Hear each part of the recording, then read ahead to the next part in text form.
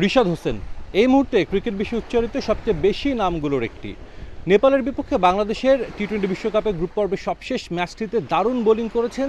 তার বল এতটাই টার্ন পেয়েছিল সে ম্যাচে, এমন কথা উঠেছে বাংলাদেশের কোনো লেগ স্পিনার অতীতে যারা খেলেছেন তারা কি কখনো বল এতটা টার্ন করাতে পেরেছিলেন?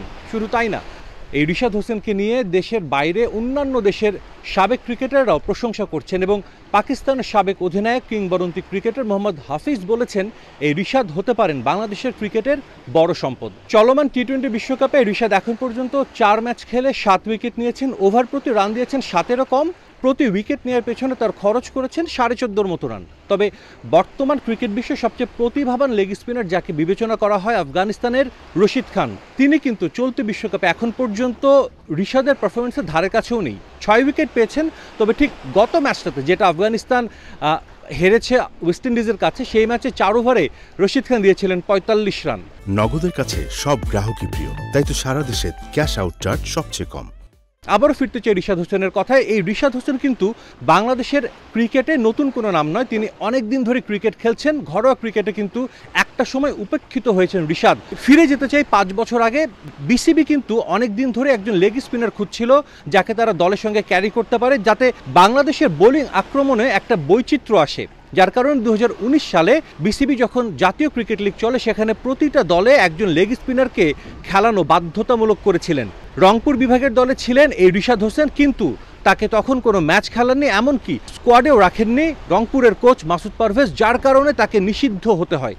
সেই রিশাদ হোসেন সময়ের বিবর্তনে এখন বাংলাদেশের অন্যতম সেরা বোলার। তবে আমরা দেখেছি চন্ডিকা হাথুর সিংয়ে অতীতে যখন বাংলাদেশের কোচ ছিলেন তখনও কিন্তু তিনি লেগ স্পিনার খুঁজেছেন।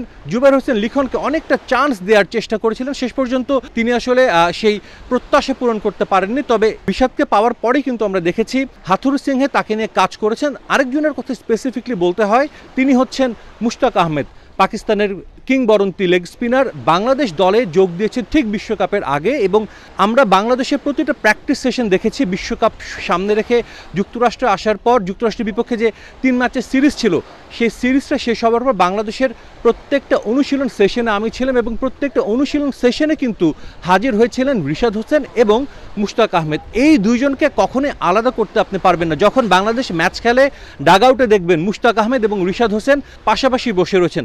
মুশতাক আহমেদ শুধু যে বোলিং টিপস দিচ্ছেন, বোলিং টিপস দিয়ে রিশাদকে সমৃদ্ধ করছেন তা কিন্তু নয়। আমরা দেখেছি অনুশীলনে মুশতাক আহমেদ ব্যাটিং টিপসও দিচ্ছেন। তিনি অনেক ম্যাচ খেলেছেন, অনেক অভিজ্ঞ একজন কোচ, অনেক বড় বড় দলকে কোচিং করেছেন এবং তার এই কোচিং দীক্ষায় কিন্তু সমৃদ্ধ হচ্ছেন রিশাদ হোসেন। তবে নিশ্চিতভাবে রিশাদ তার ক্যারিয়ারের একেবারেই শুরুর দিকে, হয়তো 2-1টা ম্যাচ তিনি প্রত্যাশা পূরণ করতে পারবেন না, রান কনসিড করবেন, তারপরও তার উপর আস্থা রাখতে হবে, কারণ এই রিশাদই কিন্তু দেখিয়েছেন একজন লেগ স্পিনার একটা বোলিং আক্রমণে কতটা বৈচিত্র্য আনতে পারে। এবং এই বিশ্বকাপে বাংলাদেশের বোলিং আক্রমণ নিয়ে কিন্তু এরই মধ্যে সবাই প্রশংসা করছে।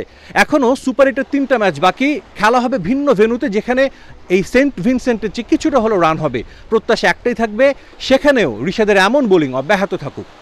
সেন্ট ভিনসেন্ট থেকে সাজিদ মুস্তাহিদ, সময় সংবাদ।